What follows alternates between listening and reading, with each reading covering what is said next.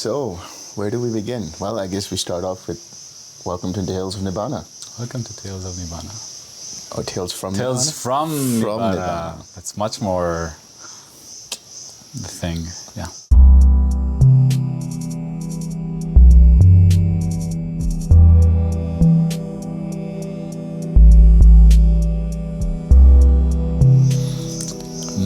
Which tale from Nibbana do you have for us today, Delson? I guess I want to clarify some things that I've said in previous interviews, like the Guru Viking interviews. And also, in some sense, address the TWIM community and talk about, just myself a little bit.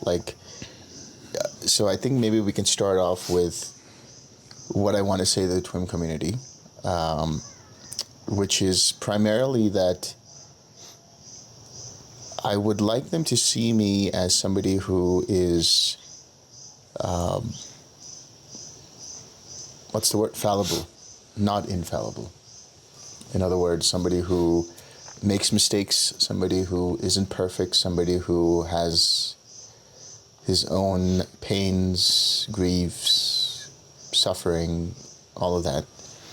And so now it's been probably, I started the Guru Viking interview, the very first one, in November of 2021. I'm not sure when it was released, but ever since I did that interview, I've not felt totally open with everybody, let's say.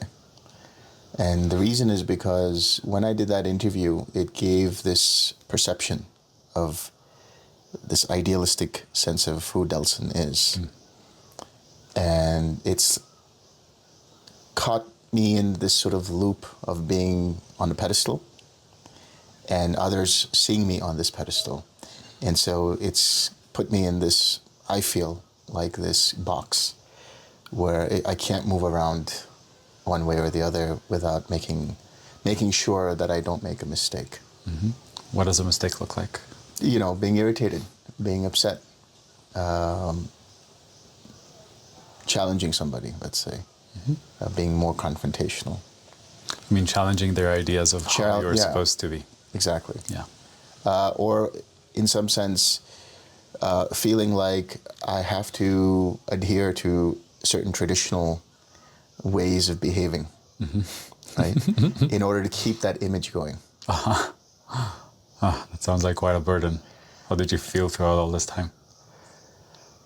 I felt like I could continue to do that, but I also realized that it was unfair to me and unfair to everybody else to not be able to see a Delson that's basically just human, right? In other words, I am somebody who has a mother and a sister who I, am very close to. I'm somebody who has had their own griefs, with the death of my father, for example, and, other things. And I'm not somebody who shies away from wanting a relationship. Yeah. So there's a lot of things I have said in the Guru Viking interview that we should probably clarify in order to make sure that people know that the idea of Arahantship, which I'm still claiming, and beyond that other things, is different from what, let's say, they read traditionally in the suttas. Wow, so many interesting threads to pull on. Maybe before anything else, the thing that I'm most curious about, and perhaps as a setup for all of this, what do you think made you show up in this way that later had you feel so constricted? So what happened was, it starts really in 2020. And this was at a time when I did have a peak experience, which I would consider to be some kind of, let's say, akin to an awakening experience. Seeing the links of dependent origination and so on. And it was such clarity, very similar to what I was experiencing when I did the Mahamudra practices and the emptiness practices. And so in my mind, it was like, wow, this is great. This is wonderful. And I should be telling somebody about this. And I did. I emailed David. And so the impression that was brought on by that, because of my email, was that, okay, he's done. He's like done what had to be done. Birth is destroyed and everything. Because that is what I wrote in the email to David. So after that, there was a lot of questions about how do you behave, how do you act, and this and that and all that. And also about dependent origination. So there was a whole email thread about dependent origination. And then I was invited, after I went to the Himalayas and everything, I was invited to visit with Bhante Vilamaramsi, or visit Bhante Vilamaramsi. After you went to the Himalayas In to do your stints of 6 days of cessation in the cave. Yeah. Okay, yeah. So I came back and I was in Cambodia, and then I started working on my book, started working on some retreats and things like that. So at the time there was the Suttavada Foundation, which has helped me immensely and supported me immensely. And at the time, so just so you're aware of how things went, we were still sort of in the midst of the pandemic in Cambodia. And, you know, my father, he owned a few businesses, which included businesses in the tourist industry, so like hotels and restaurants, and wasn't doing so well. So I figured, while speaking with the founder of the Suttavada Foundation, why don't I start teaching? And I could start conducting retreats there, right? So that started becoming a source of income for my family, right? I'm setting this up to let everybody understand what's going on. So that started, and then my name sort of got out there initially through a few weekly Dhamma talks, and then some retreats that I did, physical weekend retreats, and then online retreats with people from Europe and the US and Asia. And then I started working on the dependent origination books, like in mid-2021, I want to say. And at that time, David said, we would love for you to come visit Dhammasukha. And I said, yeah, that would be great. And so now I felt like I was being accepted into a community, and I didn't want that to change, right? So people now, through my words and through the way I was representing myself in order to fit that ideal, were looking up to me, right? So I had already begun creating this pedestal where I wanted people to accept me. Yeah. That's basically what it was. So with that in mind, let's go to what happens later. So I just want to say, and I know that from our previous conversations, being accepted, being part of a community is something that you were sorely lacking throughout your life. Yeah, this was something that I had to experience from the very early on, I'd say. And that's, you know, I mean, I don't want to go ahead into that whole process, but I will just say one of the things that that was a core wound for me, let's say, was betrayal, right? And so I wanted to make sure whatever I did, or it probably was an unconscious drive to make sure that whatever I was doing was so that I was accepted, and I didn't have to go through that betrayal again, you know, yeah. And so I think it was like late or early fall, somewhere around September, October, November, I went to visit Dhammasukha, and I met with David, I met with Bhante, and the first meeting with Bhante was, I'd already met Bhante like in 2017 in San Francisco, and that was a whole other sort of thing where we had a big conversation about Dhamma and stuff. So anyway, when I go to see Bhante, I sit down, and then he comes out of his cabin and he's like, "You don't bow?" And the first thought I thought was, what is he talking about? And he said, "You don't bow." And I said, "Oh, what am I supposed to do?" And so he said, "You're supposed to bow to me." And then I sit down, and I thought, this guy has a big ego. That was the thought that I had. So because of the way that he was asking, because of the way he's like enforcing it, yeah, it was like he had an expectation of me being submitting myself to him, right? He had the teacher role, so he probably felt like I had to continue to be his student, which I will say I'm not, and I'll clarify what that means as well. Anyway, so I was there at Dhammasukha, and everybody was very happy to see me, and I actually gave a talk at the at one of the retreats on dependent origination. And I felt, wow, this is great. And now at this time, now I felt like this was an avenue for me to be supported, because I didn't know anything else to do at that point but to teach, because I had been doing it for about a year already in Cambodia. So now here is the larger TWIM community that I can access through David and Bhante and start getting their support. And they have been very supportive. And I'll explain what that means, because later on in the story, or in this whole series of events, my father passed away. And so I'm jumping around a little bit, but I'll give you some more clarity. When my father passed away, we were trying to figure out what to do with regards to the family business and so on. So I told David, and he actually was gracious enough to sort of let everybody else know what was going on. And I had a lot of support from different people in the community. And so they actually helped us in our first year financially. You and your family? My family, yeah. And I felt like I have to be part of this community more so. And so in some ways I felt indebted to them.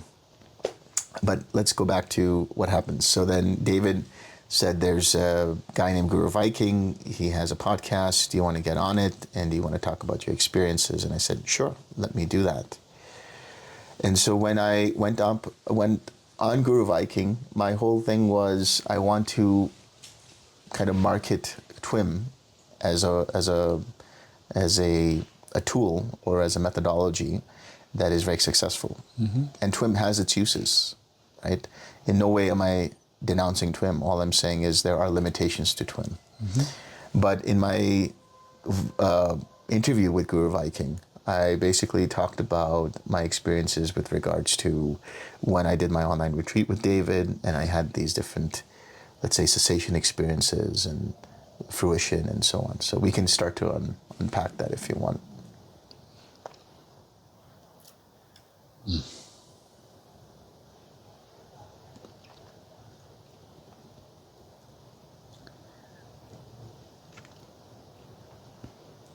The thing that I would want to hear from you, and I'm sure at least some of our viewers, is you taking more responsibility and owning that you made a choice to present TWIM and yourself in a certain way. We spoke about the let's say the karma you were carrying around betrayal, rejection, and so on. But I find that it's very useful both in terms of one's personal development and to really claim and own that's what you did for the purposes of moving forward, for the purposes of fully letting go of that baggage, right? Not sort of like pushing it under the rug, or like, that happened, but let's talk about it now. To fully say I made a choice at the time to speak in a way that I knew was not 100% presentation of reality or the truth as I knew it. And if you have any remorse, if you want to apologize, if you want to speak to the damage, if you think any has been done, I think that would be very useful. That's the sort of thing that as someone that I want to be able to place my trust into, I want to see them acknowledged, fully taken. So what I will say is what you're talking about. First and foremost, I think when I told the story about how this whole thing happened, this is the rationale that I went behind. And yes, I take full accountability for having, presented myself in this way, right? So in no way am I sweeping it under the rug. Of course. Right? Yeah. I'm being very open about it. So what I want people to understand and what I want people to see is how I feel about it now, which is I feel more relieved by talking about it, first and foremost. Yeah.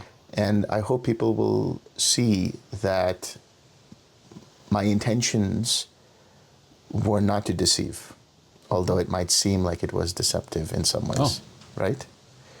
Because obviously I said something or represented myself in a way that fit, let's say, the traditional model of what it means to be fully awakened. And in order to appease, let's say, or in order to be accepted as well, I continued kind of being in that sort of sphere, right? So the one takeaway I want people to have is that I'm not denouncing that I'm fully awakened, but also at the same time that I'm taking responsibility for misrepresenting what that means.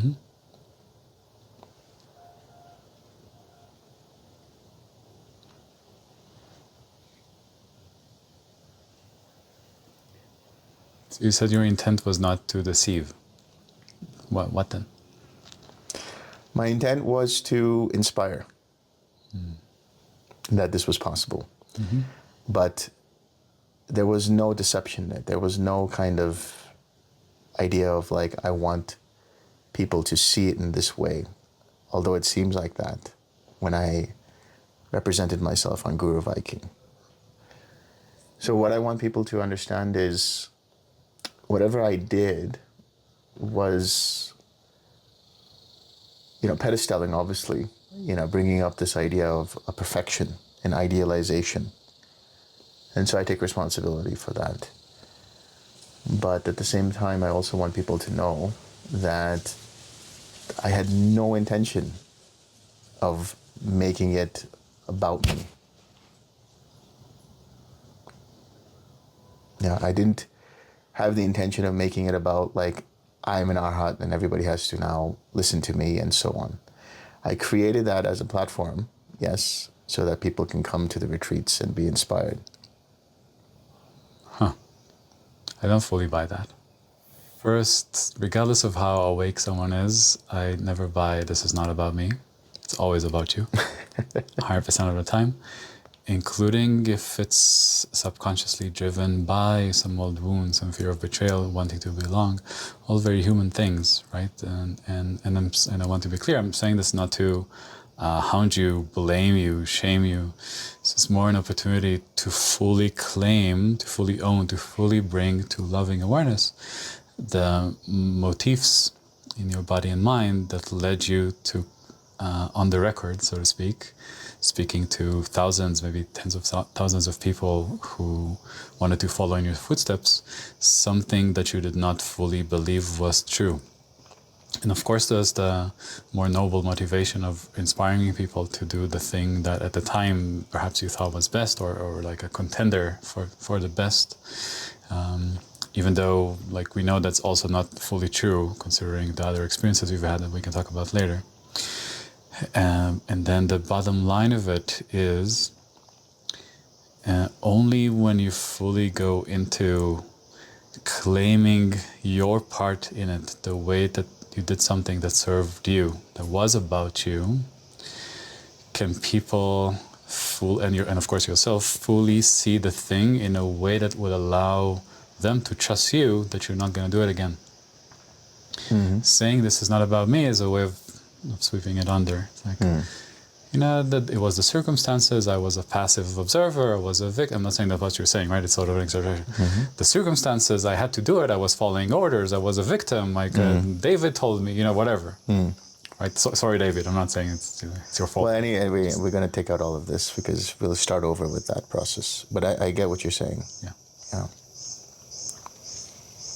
Yeah, you sure want to take it out? No, I mean, I'll redo it because I want to make sure that it comes out in a way that's me taking full responsibility.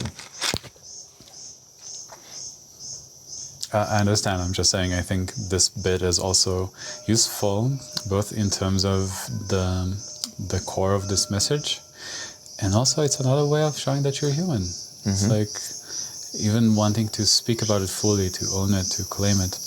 There's a way that it's hard to fully take responsibility and say, I did this thing that was out of alignment, and I did it knowingly, at least partially, right? Some of it, of course, was subconscious, because it benefited me. It was about me in these ways. And in my mind, this is okay. This is not making you look bad or at fault. In the same way that we're doing another iteration, of you speaking about yourself, about TWIM, about your path of awakening. We're also doing another iteration right now on camera, right? Like you went 90% in some sense, and now we're doing another iteration that's 100%. So, of course, we can decide later, you can watch and see. I'm saying, I think this is still valuable. Maybe without the editorial comments. But as a process, I think it's worthwhile. Yeah. So the thing that I'm curious about, and I think many of our viewers are, especially with the existing models of what it is to be an Arhat, or an awakened being, and you mentioned earlier, and even beyond in some senses, what is it that prompted you to go on the record, so to speak, and say things which were not fully in alignment with what you knew about your practice, about TWIM, about Bhante as a teacher, about the experiences that you've had before you ever discovered TWIM, and then the way that you presented your attainments as coming through TWIM. What's at the core of it? What made you express yourself in this way that's truth adjacent?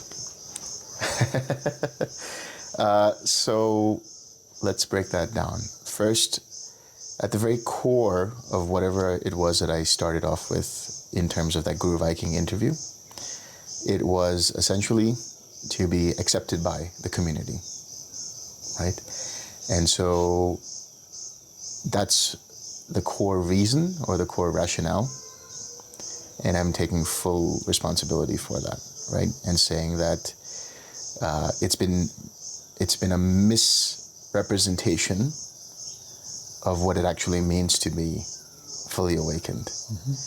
In other words, whatever I said on Guru Viking was for a myriad of different reasons. Outside of the core was to amp up TWIM, right? Because now I was part of this community, being accepted by this community. And I felt like I wanted that to continue, because the motivation behind that was, let's say, a fear of not being accepted, a fear of being betrayed. That's really at the core of it. Yeah. So I want people to know that whatever I said in the Guru Viking interview was a misrepresentation of a few things, right? And I'm holding myself accountable for that. What I would add to that is that my other intention was definitely to inspire people, right? It was to inspire people to say, hey, that this is possible. And definitely through, let's say, a TWIM approach, because I was part of the community. And the whole interview was basically a way to put me up in a way that shows to people that, hey, here's somebody who's done it through this TWIM methodology. Yeah. And so, again, the motivation was, of course, for people to accept me and to be seen in this way. But that's not the whole truth, right? And I want people to know that the whole truth is completely something else entirely. First, in terms of what it means to be fully awakened, and second, that TWIM is not the only path, or it was not the path. It was a process that allowed me to understand how best to teach TWIM. Yeah, and also to come to some realizations which I had already had in the past in regards to emptiness, in regards to Nibbana, and so on. One of the main things that I got from TWIM was a deeper understanding. Not that I hadn't had an understanding of dependent origination before, but a much deeper understanding through some, let's say, meditative experiences through the jhanas, right?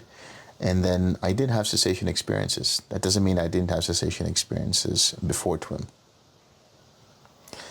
So I want people to understand that whatever I did was primarily motivated by my desire to be accepted by a community, perhaps not just TWIM, but the overall Dharma community.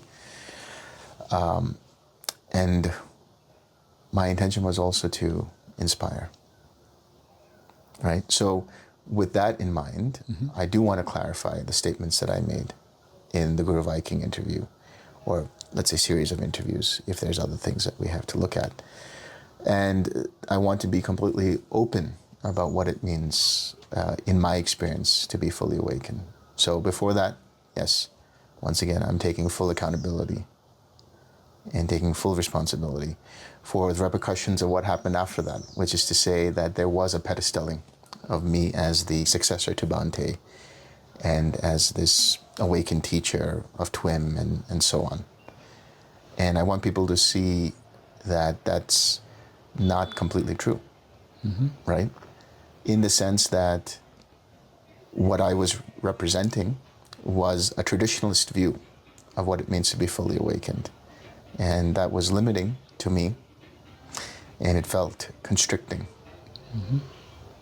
So I'd like to now just be more open and direct about all of my experiences and to clarify whatever statements feel like need to be clarified in those interviews.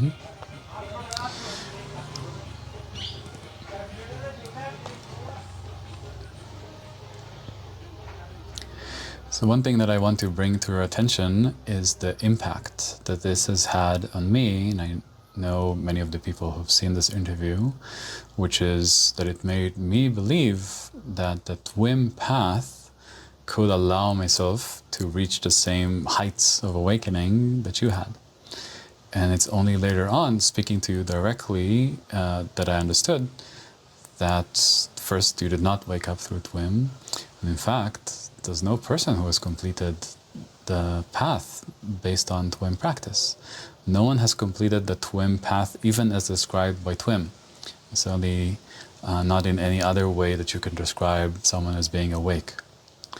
So even though we spoke about this before, right now, perhaps because I feel in a role of representing some of those people, like I'm seeing the place in me that's upset and angry with you about the time that was wasted, about the way that it's diverted my practice into a vehicle that at the time I did not really need. And I want to know what you have to say about that, how this showing of impact is impacting you. Yeah, first I want to apologize for making you upset. Anybody else who is upset by my words and representation of TWIM, or let's say misrepresentation of TWIM. I do want to contextualize what happened on my first online retreat. Maybe that will help, or maybe even go prior to that, which is that my experiences with awakening happened in different traditions. So for example, for those of you who might be following my channel or who know about me or who have read some description of me, know that I've also done Kriya Yoga, for example. And I've done Mahamudra and Dzogchen practices as well. So when I did Kriya practice, I experienced cessation there. When I did the Mahamudra and Togil practices, I experienced the clear light, right? I experienced Rigpa, I experienced the emptiness. Even prior to that, in between those states, let's say, I was studying emptiness, I was studying Madhyamaka philosophy, I was studying Nagarjuna, and so on. And that all was more than 10 years ago. That would have been starting in 2011. So it's been, more than 10 years ago. That's right. And when would you say that you've had the moment of awakening, let's say, the clear transition?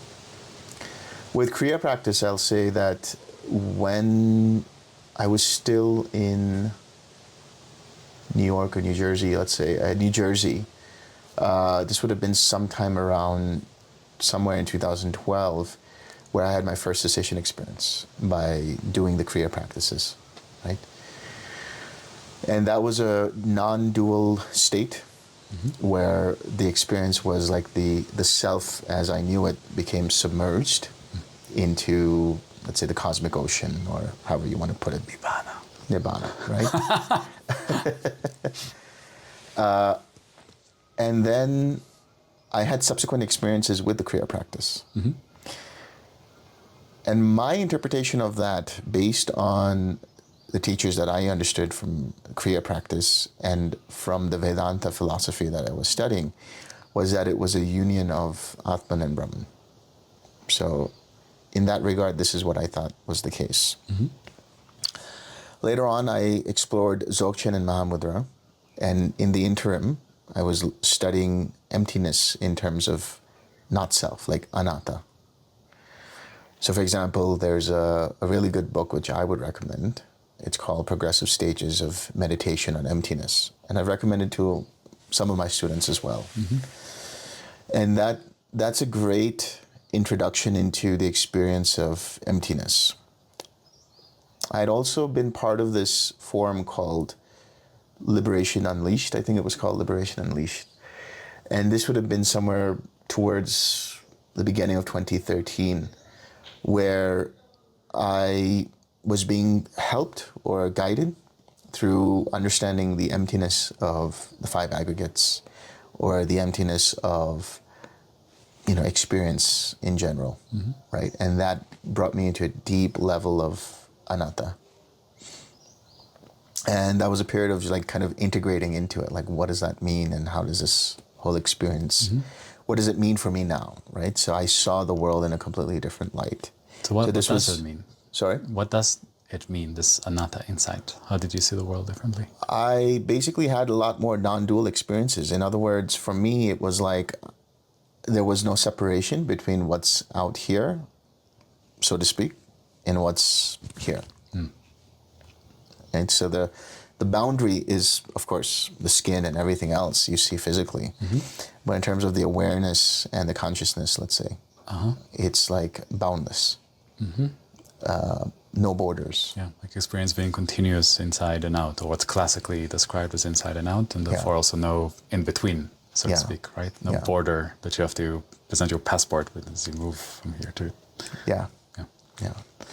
So that was a big experience for me. And I remember I had gone to Atlantic City with my family, and I just was sitting there watching the swans on the lake, or wherever it was on the beach, and just residing in that, or abiding in that experience. And I did more of that continuously.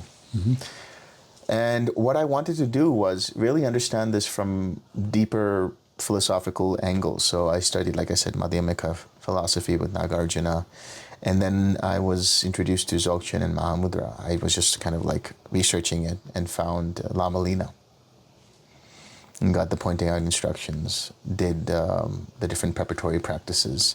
But when I spoke to her personally, I talked to her about my experience, she said, okay, then you can just, let me give you the pointing out instructions, but you also do this, which is the Togil practice.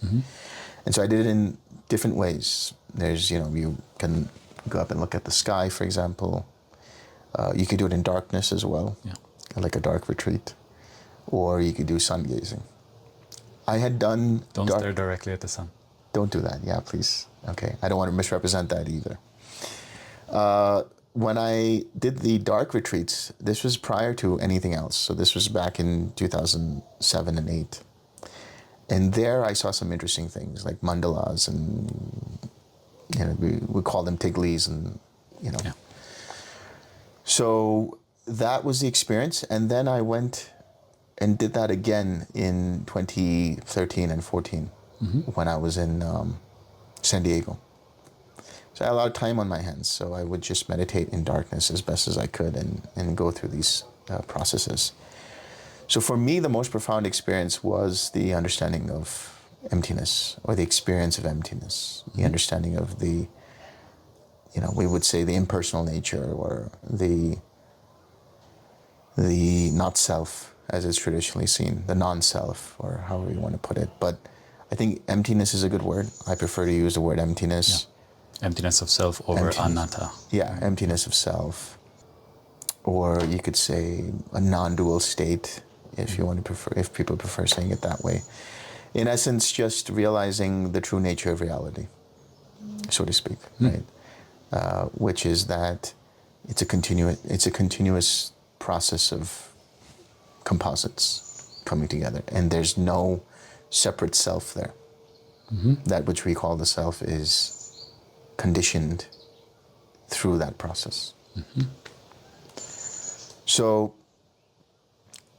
what I'm saying is I've had awakening experiences way before TWIM. Yeah.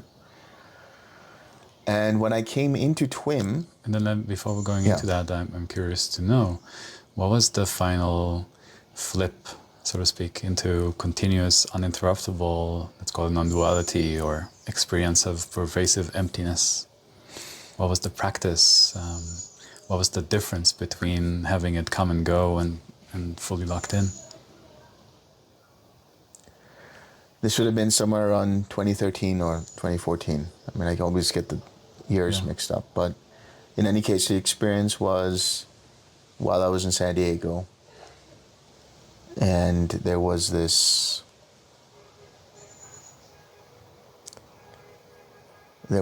this, like, seeing the arising and passing away of experiences or thoughts or patterns or whatever.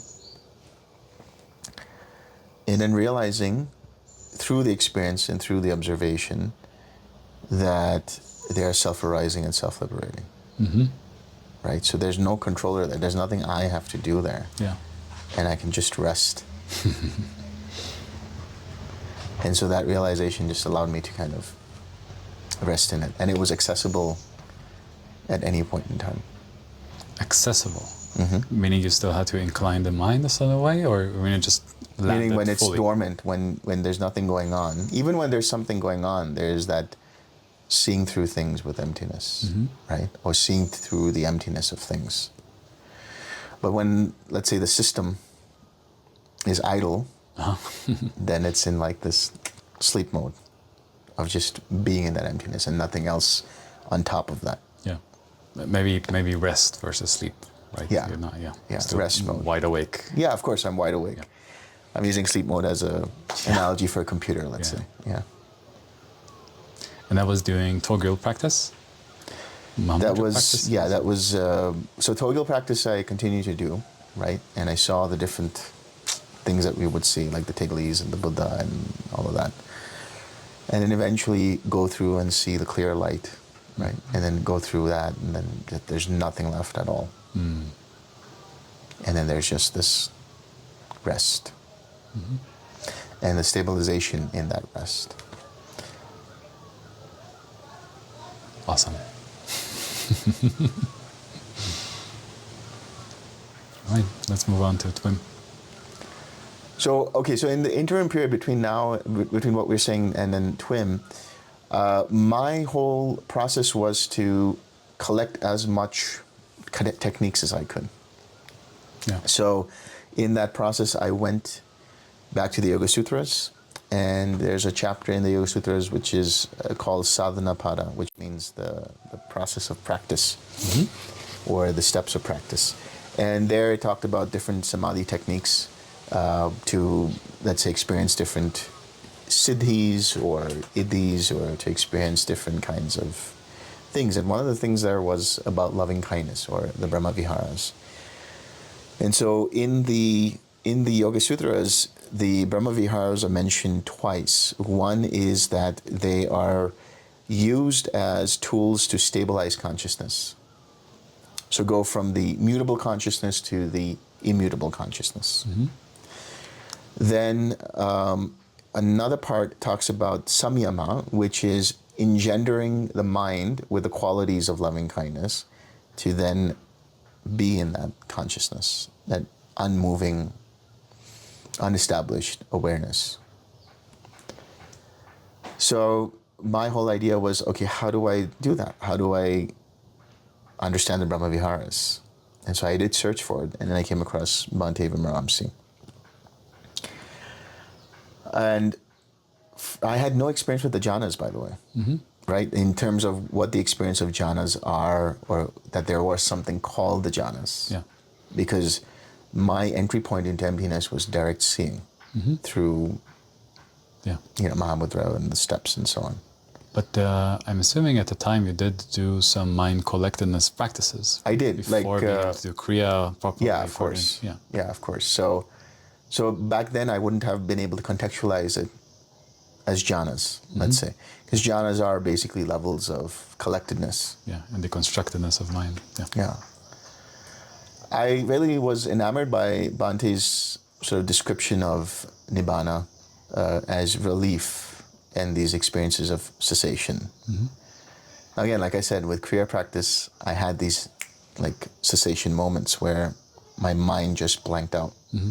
For a short moment, for immediate, like just immediately, blink and off it was on. like, and when I came back, it was like, oh, I went somewhere. Like maybe I went to God or something. That was my first interpretation of that, and maybe I had become God, you know, and all of these other ideas. But then as I started discovering emptiness practices, it later recontextualized the experience for me. And those were blackout cessations? Blackout cessations. Okay. Guy just gone. Nibbana completely. without reminder, as we spoke Yeah, about we could in say Nibbana earlier without episode. well, again, we have to get very technical about that, but that's a whole other discussion. Yeah, we spoke about this like 2 episodes ago. Yeah, that's right. Yeah. Anyway, so... And then let me ask you this before. When you were looking at the Brahma Viharas or Bhante's conception, you said that you still had the curiosity, you still wanted to collect all the techniques to get a better understanding of different flavors of this path. I wonder if for you personally, in your subjective experience, there was still something that felt missing or needed to be done, needed to be complete, more complete. Maybe it was more of like a confirmation, like to confirm the experience. There's a really interesting person named Paramahansa Ramakrishna. I don't know if you've heard of him, but he was somebody who was like a samadhi master back in, like, let's say the mid 1800s, and he was a teacher, Swami Vivekananda, who inspired a lot of people in the U.S. and then inspired Paramahansa Yogananda to come to the U.S. and teach. But coming back to Ramakrishna, what he did was he went through each path and saw through its end. Right, and so I was inspired by that as well. The idea that can I also do the same thing? Yeah. Right. So in some sense, it was to verify and confirm, but also collect at this point data and see what matches up and what doesn't match up. And I also wonder if at that time you already also saw yourself as a bodhisattva, meaning there was a clear mission, let's say, to gather more practices, more skillful means with which to teach, with which to help people through the path. Yeah, I mean, I'd have to go back and think about that, because I didn't directly think that I wanted to be a teacher. Like, I didn't have the idea that I would be teaching back in 2013 and 14. But I think the foundations were laid out for that, where somewhere, maybe subconsciously, I felt like I could be somebody who could convey this to people.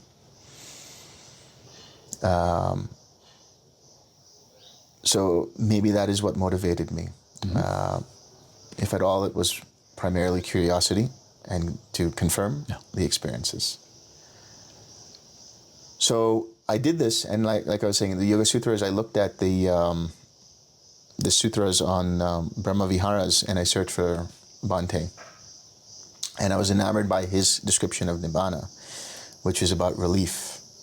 And this was a very interesting audio, because he was talking about meeting with Deepa Ma, and what she goes into cessation for long periods of time, and he asked, why would you want to do that for? And she said, relief. And that sounded like a very good answer to me.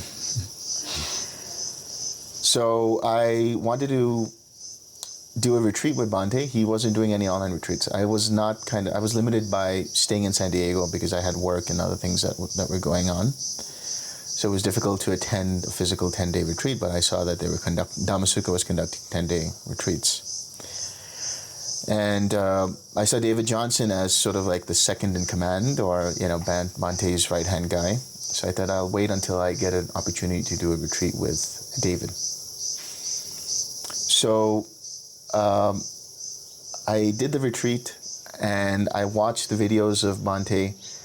I tried going through the suttas, and at that time, I'll say, like, it was like another language for me. Yeah. And I've said that to people very often. Like, when I first started this process of TWIM, going back into the Pali Canon, it didn't make a whole lot of sense to me, right? And so that was my fresh perspective on it. When I mentioned beginner's mind in the Guru Viking interview, what I basically meant was that whatever technique that I did, I didn't allow any other experience that I had done before to color my perception of what I was experiencing now. Yeah, so that's what I mean by beginner's mind. Not that I had no idea of what I was getting myself into, but experiencing the jhanas in the way that they were described and then going through it was really helpful to basically collect another modality or methodology. And I experienced cessation by nothingness. I talked about this as well. It did catch me by surprise in the sense of I went into cessation. Again, there's the mind tapping out again. And when I came to, let's say, in that brief moment when I came back, I did experience these glimmers or whatever. And Bhante had always said that these are the links of dependent origination. Yeah. So based on that, I figured this is what it is, the links of dependent origination. But now, in retrospect, the more I've sort of seen my own experience of this, and the more I've seen how this process works from the TWIM angle, I think the emphasis of wisdom being the process of seeing the links of dependent origination is misguided. The reason is because wisdom, the way I understand it, is the understanding into the nature of reality. And you could use the 5 aggregates, you could use the 6 sense bases, you could use the links of dependent origination as models to that experience of emptiness or to that experience of seeing the nature of reality. Yeah, so in retrospect, this is the way I've understood it. Yeah. Now, going back to that retreat, so I had that first experience, and I thought, oh, this is really cool. I want to replicate that again. So I was now deep into TWIM because I was like, oh, this is really great. Experiencing loving kindness, experiencing the jhanas. What's interesting is, yes, with the jhanas that they're describing with regards to infinite space, infinite consciousness, nothingness, they have the correlates in Yoga Sutras. So I did recognize those correlates, right? But the experiences I was having, that's why I'm saying that I don't want to discount my experiences with TWIM. What I am clarifying is that TWIM is not what got me to awakening, because I had prior awakening experiences before TWIM. So later on, I did experience those deep dives into cessation again, within the context of the retreat, the online retreat. And because of the way it was described in Bhante's terminology, it made me think, oh, so there's a Sotapanna, there's a Sakadagami, there's a Anagami, and then there's an Arahant. And so for me, these were all very foreign words. I didn't really understand these distinctions. And so I just went with the flow of what Bhante was saying, right? Again, I'm not blaming Bhante. Yeah.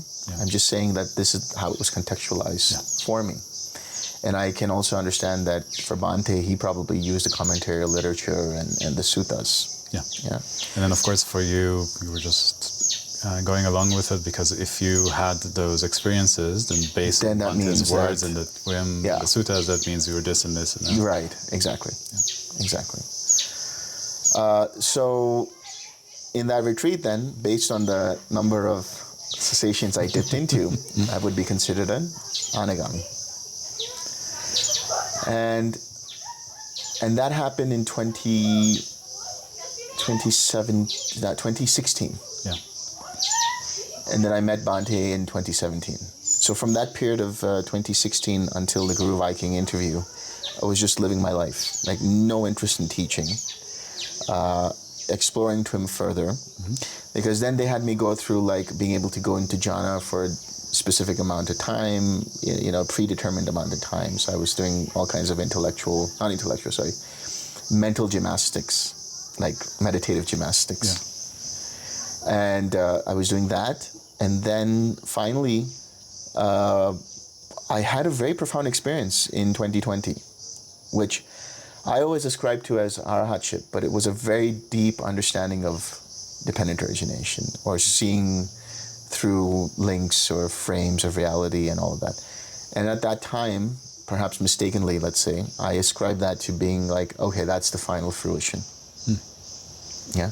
But did anything change about your experience? All it did was get me into that level of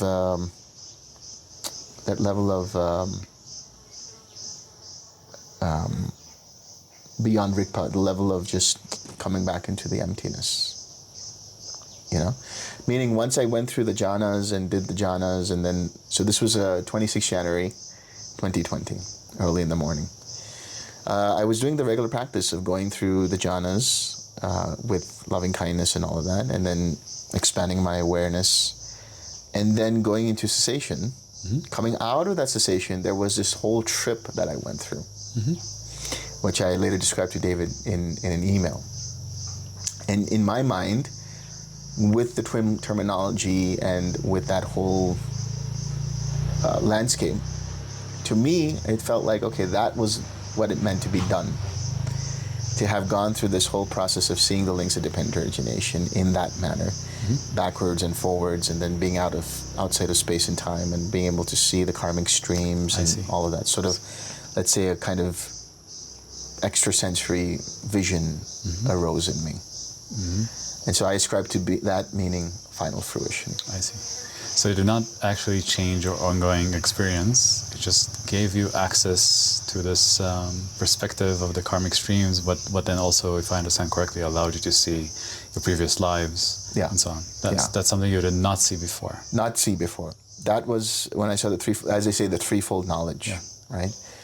Seeing into my past lives and understanding karma in that way, seeing others' karma, the arising and passing away of beings, and so on. So that was the thing that unlocked on that day. I see. But I, let's say, again, I'm saying, mistakenly ascribe that to Arahantship, let's say, within the confines of sutta-based language. And in the suttas, an Arahant doesn't necessarily have to have those knowledges, right? Not necessarily. It's like one of the powers. One of the powers. The first two are one of the powers, and the third is sort of like the destruction of basically ignorance. Right. Yeah. Which has already happened before. Yeah. And I'm curious if in seeing those past lives, you had a sense of more karma releasing, evacuating, or if that was superfluous at that point. I think the way to look at that is that it gave more clarity into why I did the things that I did. Like the context of your life and choices. And Yeah. Whether it released karma, I did feel relief. That could have been karmic release right there, possibly. But it was such a profound experience that I had to let David know about it. Like, this is what happened. And so then that's where it was like, okay, now that means I'm an Arahant, right? That means now I'm fully awakened and all of these things. And so in order for that, let's say, that idea to continue or to flourish within the context of TWIM community, I did further explorations for myself. So that's when in 2020 then I went to the mountains. I mean, we are here in the mountains in Uttarakhand, but this is probably west of here in a place called Uttarkashi. And I had a cave there, which I only got to use only one time because of the pandemic. But I experimented with going into cessation for 6 days and then coming out and all this other stuff. What was the longest that you've done before that? I think it was like maybe 2 days or 3 days, maybe a little over 2 days. I see. And was there, in fact, more relief the longer that you stayed in, or was it just in and out? No, it was just to experiment and see for myself if I can do it. Yeah. So that is a question that's often asked, like, if you do it for longer periods of time, does that mean that you feel more relief? No. It's just that you are able to kind of silence the entire mechanism of the mind-body for that period of time. And so in that process, there would be one day where I'd be let's say, active and doing things and stuff. So that was when Suttavada, I got my connection to Suttavada, and people were trying to ask me questions about the TWIM practice and all of that. So I became so deeply entrenched in TWIM that it was basically being a TWIM teacher. Like that was all that I was teaching in the context of jhanas, in the context of the 6 R's and relaxation and experiencing cessation. So once I got introduced to the Suttavada Foundation, then they started supporting me, like to do Dhamma talks, weekly Dhamma talks while I was in Cambodia. So I came back to Cambodia during the pandemic to stay with my parents. My parents were in the tourism business, and it wasn't that great because of the pandemic. So I thought, I can help support them by conducting retreats at one of their hotels. So we did that, and Suttavada supported that. And so now here I was trying to earn, let's say, a livelihood. Because to be very frank, until then I was not earning a livelihood. Even while I was in San Diego, that's a whole other story, which, that's maybe I'll do it in the memoir or something. But that's where I didn't earn a single cent, really. I was given money and this and that, but it was, that's a whole other thing. So here was an opportunity to help support my parents in this time of need. And Suttavada was helping with that. And this was somewhere around 2020 to like late 2020 to mid 2021, where I was doing online retreats in the TWIM style. And then I started working on A Mind Without Craving, and then I started working on the Dependent Origination books. And interestingly enough, when I sent out the Mind Without Craving book among the TWIM elders, let's say, it wasn't well accepted. But now it's become like, something that everybody is reading at this point in the TWIM community. And that's probably because of the Guru Viking interview, which we'll get to. Then I did the Dependent Origination, some of those books, and then I was invited to come to Dhammasukha. And so now there was this idea that there's an Arahant out there as a result of the TWIM practice, right? And so I continue to let's say, live out that identity, or continue to present myself with that kind of an identity as being an Arahant. Including supposedly fitting in all the ideals as mentioned in the text from 2,000 years ago. Right, that's right.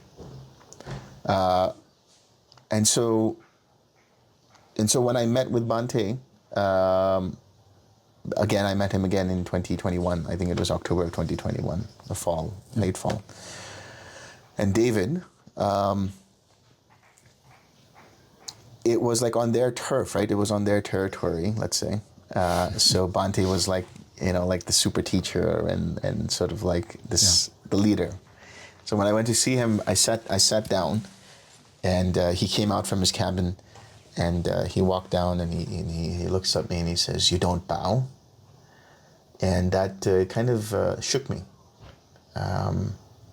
Because I thought I was being accepted. Like, I thought I was like, okay, I'm being welcomed and all of that. And I thought, okay, this guy has a big ego. But anyway, I consented to bowing and all of that. I sat down, and then we had a talk, and he had some talks. I mean, he had some little criticism about the Dependent Origination books, but he said for the most part it was great. Yeah. And then I was there for like some time. I don't remember exactly how long, but at least maybe a week or so. Because in the interim, I was also in the Netherlands doing the research for the cessation study. Anyway, so while I was there, David mentioned getting on a podcast with Guru Viking. So I went on Guru Viking, and the whole idea for me was, now I'm here, part of this community. So this is an opportunity for me to be included in this community. Yeah. And possibly being accepted as a teacher, because I gave my first sort of live Dhamma talk at Dhammasukha during that time, which was Independent Origination, and it was, I guess, well received. Actually, Bhante was in the audience listening to the talk.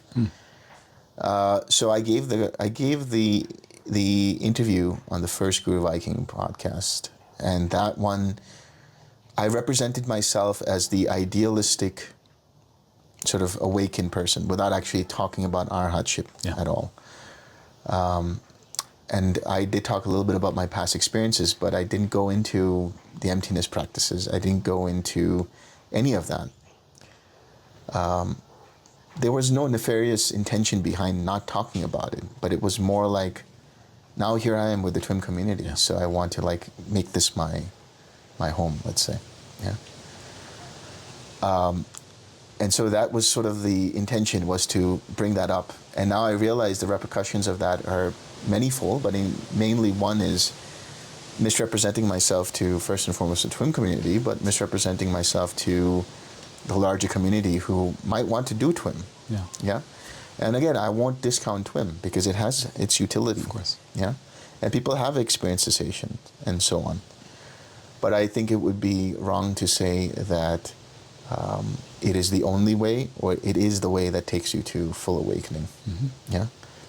Granted, because now that we've contextualized it and understood that I've gone through Mahamudra practices and had other cessation experiences through Kriya and so on. Yeah. And I want to say in other videos we are discussing the limitations or the, let's say, the slants of TWIM practice and our recommendations for how to patch over them, so to speak, or to do other practices that are supplementary. Yeah. So I feel like we could go through some of the statements that I made in Guru Viking and start to unravel that. Mm-hmm. But before we do that, I just want to say that, again, I do not wish to further propagate the idea that, you know, I'm primarily a TWIM teacher and I became fully awakened through TWIM, and that when I did that, it was because I wanted to be accepted. I felt like I wanted a home with this community. Yeah. And I take full responsibility for that. So I'm sorry for misrepresenting all of that and hurting people along the way. Thank you for saying that.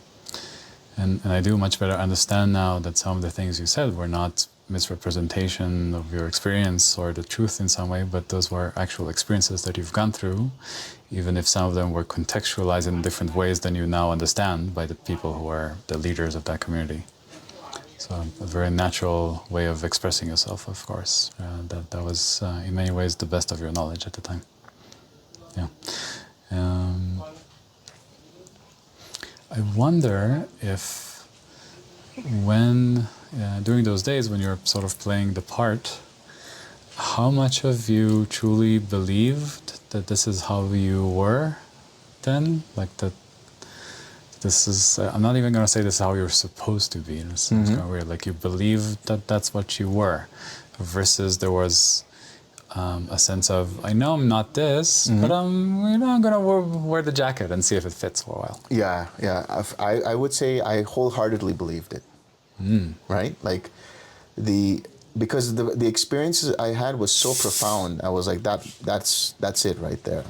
Yeah. And so I took on that as, I'm an Arahant. An Arahant with all the definitions in the suttas, like you're not supposed to do this and that. Yeah. And then what happened is that I found myself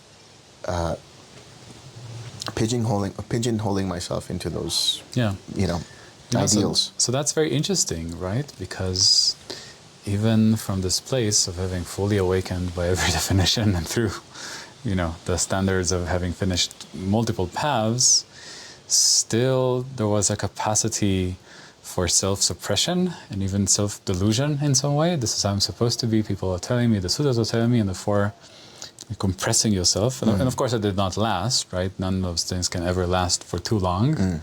But for a while it was how you thought you were. Yeah. I would say that I was so into the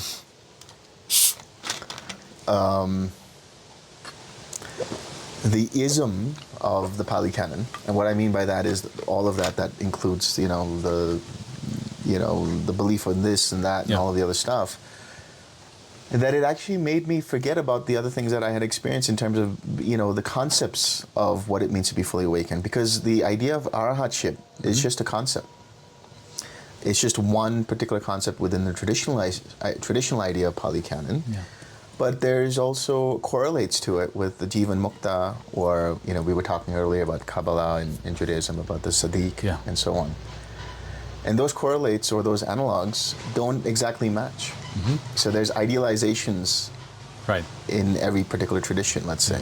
Like they match in terms of the actual description of your immediate subjective ongoing experience, the thing that truly matters. Yeah. But then there's not an the various overlay. layers upon layers of Yeah. maps and conceptions and what this means. And Yeah.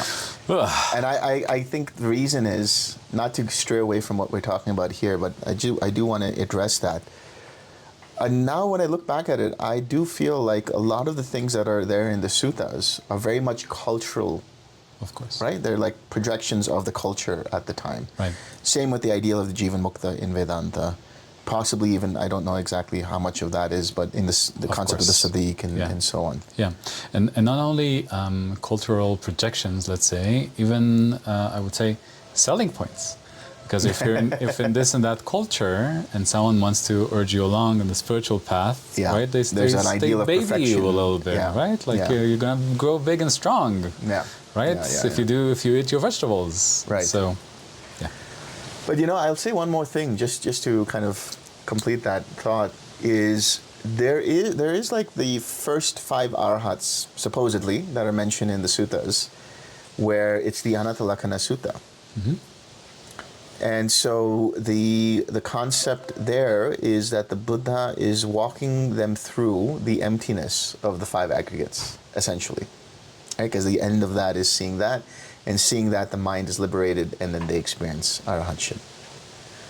Nowhere there does it say that they broke the 10 fetters or anything like that. Mm-hmm. So what I'm getting at is the idea of the 10 fetters could possibly be that as well, like a later addition to build up this cultural idealism of this is what it means to be perfect. Right. Because we spoke about this in the first episode, I think the way that becoming an arhat doesn't necessarily clear out all of what we could call the fetters or craving, or still remnants of it, and the arhat perspective or state of mind allows you to then speed up the process even further of fully clearing out all of that gunk. Yeah. So, one of the fetters that's talked about being broken is sensual desire, and that's always been interpreted as a lack of sexual desire as well. So I'll say it right here, right now. I do have sexual desire, and I want a relationship, so if anyone's looking, look me up.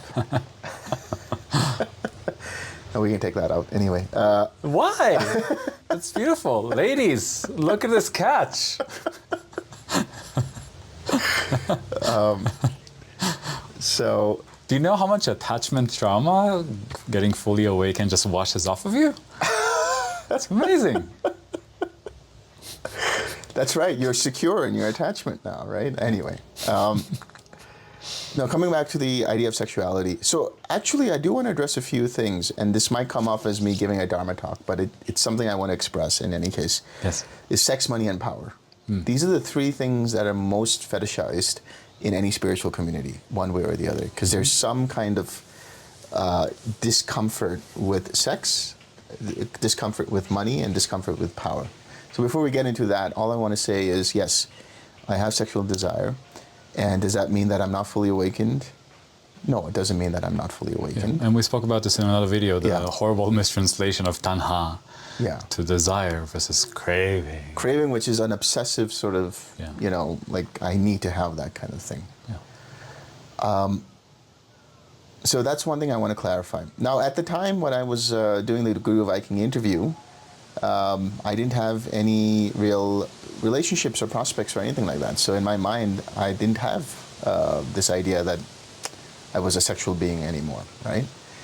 But things are different now. Like I see that it's a very limiting thing to be, and it's suppressive to the system to say that I don't want to have sex, or I can't have sex, or I can't do this or that, or whatever the idea is.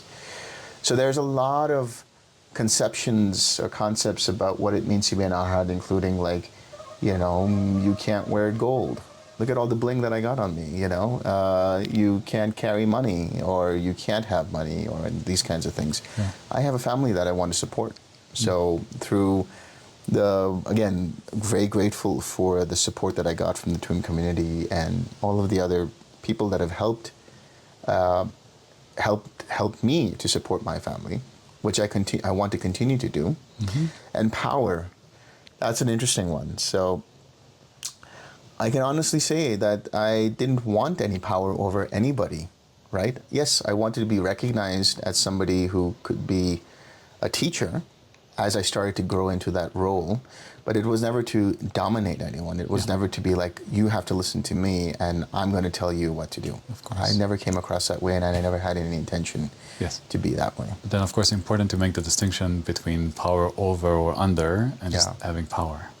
Right. Or power with. You could say.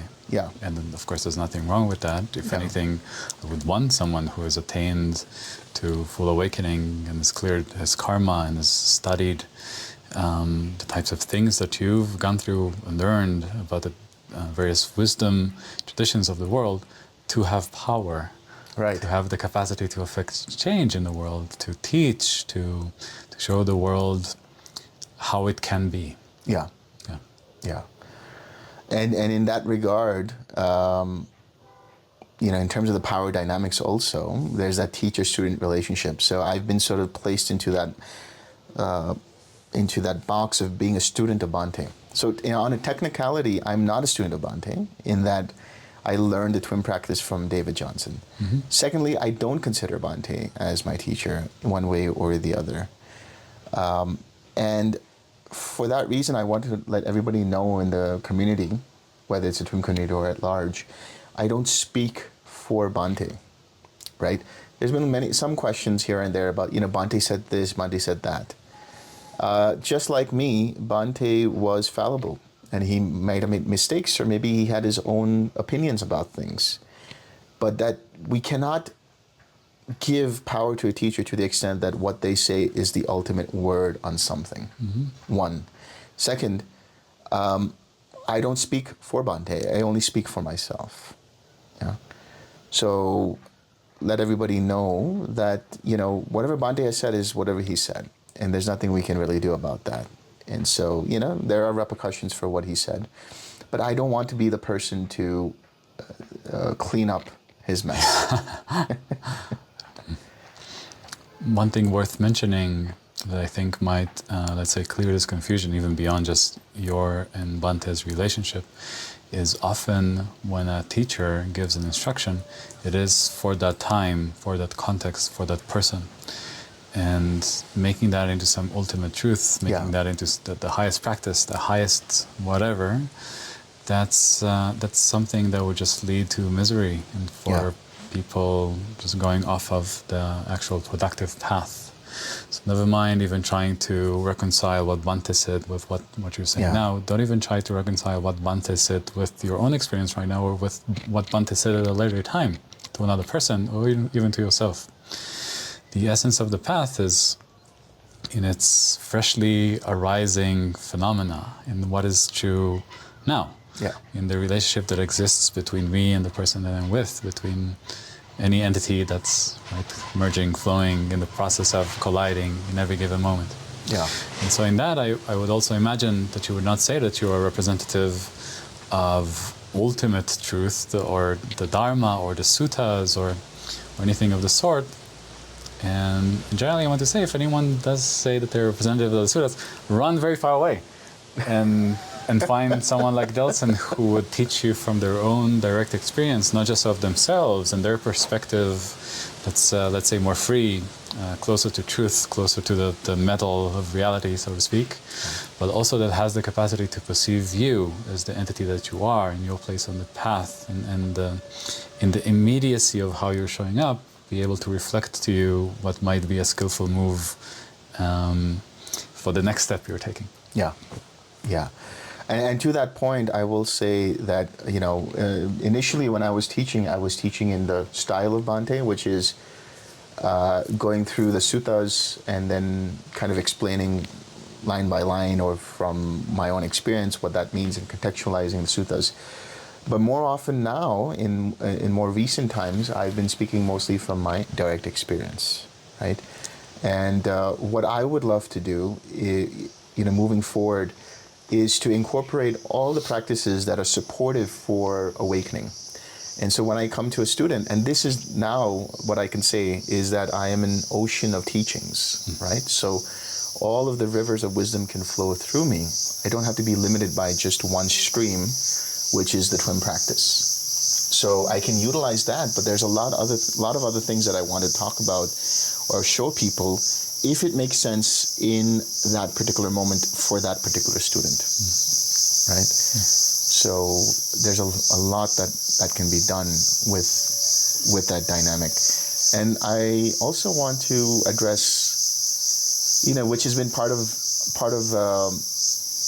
as an effect, let's say, or as a repercussion of my representation of being a traditionalist Arahant, is I've put myself and then basically facilitated other people in the community to see me in that particular box. And so it has felt limiting. It has felt for me like I can't fully express myself. And again, it was motivated by those fears. It was motivated by the desire to be accepted, the desire to fit in, Yeah. And so moving forward, I would like people to know that, I would like to be your friend more than anything else. Yeah. Because it's through, maybe you can speak to that as well, which through our friendship that the teaching emerges in a natural, spontaneous way, rather than like, okay, now I'm going to tell you what to do, and this is what you're going to do, and this is what you're going to do, right? Sometimes it might be needed, but more often than not, I just like to be with people that I can hang out with, and then some beautiful sort of spontaneous Dharma arises, and then you see the spark light up in people's eyes where they have that insight or they have that understanding. Yeah. And I love those moments more than anything else. Mm-hmm. So it's really speaking to finding the human-to-human connection before we mount on the role of teacher and student. Yeah. Right? And if you always have to be in the role, whether you're the teacher or the student, there is something there that speaks to craving. There is something there that is attaching very hard, and it will be very useful to explore what it is that doesn't want to let go of the role and connect with less mediation, let's say. Right. And again, just to hammer in that point, that has been through my own actions and through conveying the way that seems to be the most ideal way, that has limited me to be able to do that, right? And so there is a pedestal that I have created through this process, and that people have then kind of facilitated and continue to grow because they see me in a certain way. And now I'm saying, let's break all of that down, right? And just come to me as a friend, and come to me and ask me questions. And if you feel like you want to know something, I'm more than happy to, within reason, right?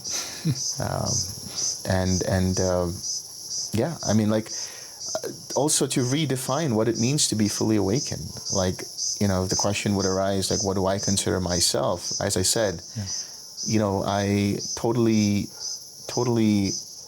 embody the capacity as a teacher in the sense of conveying the experiences that I've had, and then helping guide people with the array of techniques, the array of wisdom, the array of practices that I know, that I feel could benefit them based on my interactions with them, right? And so to declare myself an Arahant would mean basically, no, I'm not an Arahant, I'm not a Jivanmukta, I'm not a Tsaddik in the sense of the cultural context of it. But I am I'm awake to the truth, awake to this reality, this process, and that can mean different things for people. How do you like describing the sort of thing in different words? Because seeing the truth, that's very lofty. If you had to break it down. I am the all-powerful God Almighty. There you go. There you That's go. what I wanted. Yeah. So.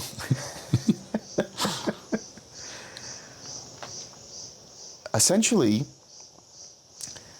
it's a process of being here right now in this moment without any, I would call them projections, but without any kind of proliferation of further conceptual thoughts about things. So oftentimes I'll quote that sutta, Bhaya Sutta, and that is the experience that I'm talking about. In the seeing, there's only the seen. In the hearing, there's only the heard. In the cognizing, there's only the cognized. So I think we had talked about this, and you were trying to define that for your book. Unmediated consciousness or unmediated awareness is how I would probably point towards. Awareness mediated through fewer maps and gross concepts and projections. Yeah. That's not to say, I think saying direct perception is idealistic. Yeah. It's bad epistemology. It's more so the capacity, the freedom to perceive more directly. Because of course you can still see reality through layers and layers of concepts. That's very useful. It's a feature of the mind. It's just that you're not confused in the standard sense of marikpa or avidya, right? Ignorance, with the concepts being actual reality, let's say. Or the concept or the idea of a subject or self being the locus of perception or agents or epistemological agent, the thing that knows. So the knowing happens from before those grosser layers of perception, but of course there's never direct perception. It's still filtered, mediated through the senses and the way that they're combined, processed, integrated. Yeah. And of course there's also conditioning, prior conditioning in relation to maybe some cultural context, also in relation to experiences prior to having seen that, right? Because there can be some kind of like, oh, I see that's a brick, that's a red brick. I mean, that's always going to be there. It's not like I'm seeing through it and saying those are the atomic structures of the brick and so on. Yeah. Someone asked yesterday if when you see a hot woman in the street, your propensity is to see her emptiness or to see through to the emptiness, as if the emptiness is its own thing that you see, versus the lack of layer upon layer of projection that might be there. Right, seeing her emptiness is a way of like avoiding the sexual desire, so to speak. Right. And I think I said, if I see a hot woman and if she fits my constructs of what beauty is, essentially, then I'll say, yeah, that's a beautiful woman. I think that's a beautiful woman. Yeah. You know, and I feel like, oh, maybe that's somebody I want to develop a relationship with. I might give her my number or whatever. And of course, that depends on your own propensities, your character, let's say, right? All that has happened to you throughout your life and has conditioned you to show up a certain way with preferences, with ideals, with thoughts about what's good and bad, let's say. Yeah, that sort of thing does not go away. Becoming an Arhat does not make you a blank slate. That's exactly it. Like, there is the idealization of an Arhat or a fully awakened being. I mean, you'll see, like, for example, in some Asian shows of the Buddha, but you'll see this for those who've seen like any movies about Jesus Christ, for example. You always see him as like this very sort of docile figure, you know, and very, very like quiet and doesn't do much. And the same with the depiction of the Buddha and all of these things. So because of those cultural contexts, people might have an idea that this is how an Arhat should be, or this is how a fully awakened master should be. Yeah. And of course, all of those depictions are more so used in service of the religions that are trying to keep people docile and in line, right? Be peaceful, be calm, just smile. Where in fact, both the Buddha and Jesus spoke truth to power. They appealed on the existing religions of the land. They tried to educate people. They tried to show them how to think for themselves, how to go in much the same vein of what we've been speaking about, below the level of roles and ideas of how you're supposed to be, meeting each other with less mediation. Right. So just as a point of order, and to spare you perhaps more questions than you are planning, where are you available to receive questions? Is it in retreats? Do we have your personal number down in the comments? Oh yeah, I just want to make sure everybody knows I didn't agree to him giving my personal number unless you're interested in dating me. That's a different thing completely. But anyway, yeah, that's a good question. I mean, I do get a lot of questions. Probably the best is on retreat. I mean, sometimes email, but then the email is like given to somebody else, and then they direct the email to me, and I'll respond, and then they'll forward my response. So primarily, it will be Dhammasukha. If you have questions, you can go to the Dhammasukha website, right? And there you can just go to info, I think, at Dhammasukha and ask questions. But if you want, you can come to my online talks or retreats and ask me a question directly. Yeah. Eventually, I'll be opening up for like personal one-on-one consultations, but for a fee, because my time is valuable. So yeah, and because this time is valuable, I also recommend reading the book before you ask a question, because the answer is very likely just there. Yeah, nice plugs, man. That's great.